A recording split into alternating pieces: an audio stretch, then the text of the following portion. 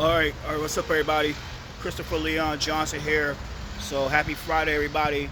I want to make a response to Kaz Daughtry's little tweet. So recently, there's a situation where a drug dealer got arrested, and we all know what happens in the inner communities when somebody get arrested. All hell could break loose, especially on a public street. So eventually, what happened was a drug dealer got arrested for having fentanyl and various other drugs, and the violence interrupters that a contract that works for SOS, who is under the Court of Innovation, right? And they intervened in the arrest, antagonized the situation, instigated the situation and get a little heated more, and they got arrested. So there's a lot of controversy that is occurring because of anybody that's really deep into politics knows about these violent interrupted organizations. There's some of them that get government funding and they do the work, but majority of them are nothing but taxpayer electioneering organizations. And what they do is they help get these people elected to city council or state assembly, state senate, or Congress, or various political offices, and in return, they get government funding and discretionary funding, including capital funding and other political perks with the mayor's office or your city council office, and they get priority access with the elected officials. It's a cure violence organizations. They call it in New York City cure violence organizations, but they really call it crisis management system organizations. Majority of them are corrupt. A majority of them are really dangerous. People like, well, Chris, like, why won't you like really get at them a little more than like you get a transalt? Because I'm gonna keep it real, right? And I'm gonna make this clear to a lot of people that majority of these executive directors, they're some dangerous people, and what they do is they help people out that they know that will do their bidding. And the one thing I know about me is that, yeah, I could be combative, I could be confrontational, I can get defensive, I know how to fight back, but I'm realistic at the same time. And what I'm talking about is I'm not the type of guy that is ready to fight a 6'7", 280 pounder who has bigger muscles, bigger than my calf. So you got to understand that sometimes the risk is not worth the reward, because with these organizations, these executive directors, they can really send people to hurt you if you get in their way. And myself, I try my best not to get into that type of situation because it's not worth the reward. And yeah, I got medical insurance, but I don't want to use it for situations like that, because when you understand about the cure violence model, like the CMS model in New York City and how this stuff really works, it's really tough to fight. So I try my best not to really get myself in deeper stuff with these organizations, because it's not worth it. It's really not worth it. But going forward, people saw the body cam videos and the Argus Chan videos with the cops. They got into with a couple of members of the nonprofit SOS, Save Our Streets of Brooklyn. And to keep it real, the cops was right. The cops was in the right of arresting those people. Was in the right with arresting those people for them interfering with a police investigation, interfering with an arrest. But let's keep it more forward. Let's keep it more real with this, right? Yeah, those guys got arrested. Mostly the charge will be dropped by the Brooklyn DA at a speedy trial, because those organizations help get these elected officials elected, especially the district attorneys.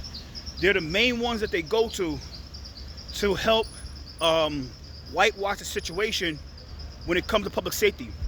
And people gotta understand this type of stuff. When it comes to public safety, the main aspects of public safety in New York City, New York State politics is bail reform, raise the age, and violent crime.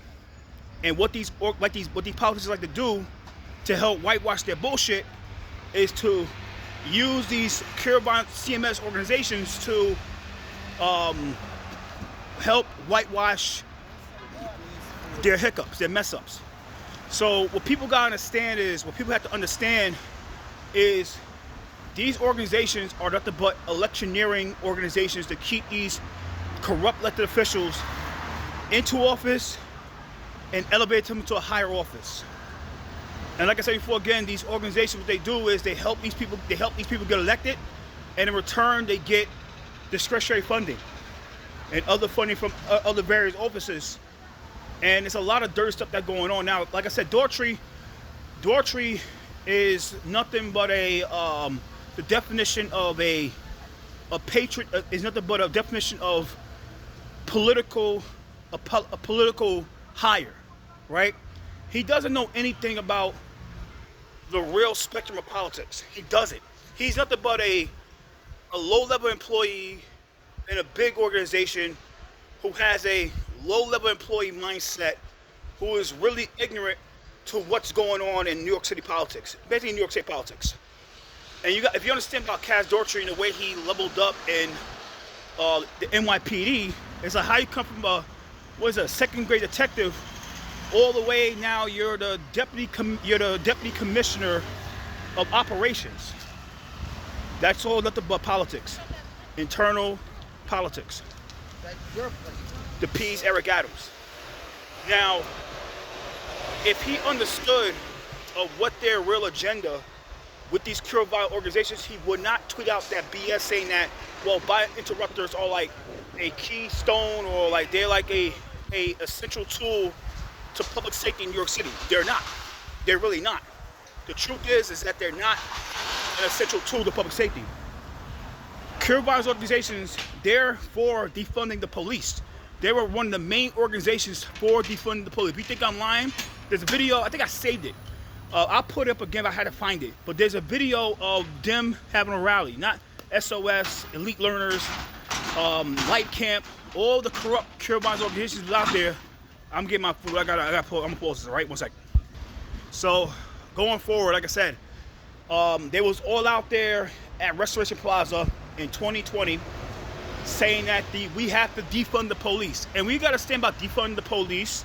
Defund the police was nothing but take money out of the police, the NYPD, or your local big time police department like Chicago or Texas or Austin, Texas or Miami, and funnel it to the nonprofits.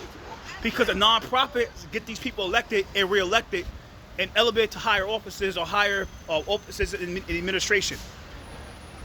The police are apolitical. They have to be apolitical. It doesn't benefit a politician or political when people are apolitical. The way you get anywhere you want to get in politics is that you have to be political. You have to pick a side. You can't play both sides. You can't play no sides. You have to pick a side. So what happens is they take that money and they give it to, let me go straight. So give it to the nonprofits. That's going to get them elected and reelected. So Daughtry doesn't understand this stuff. He doesn't understand it. And one more thing is, they were for how many stops act. How many stops act, which means that now for every stop that the NYPD has to conduct, they have to take a name, race, and all the other stupid shenanigans they're doing in 30 seconds. So people got to say about how many stops act. They were for how many stops act. So Daughtry, like I said, he's a low-level cop in a big organization that's called the mayor's office. It's really called the mayor's office. It's not the NYPD. It's called the NYC mayor's office because they own the NYPD. They make sure to watch the NYPD.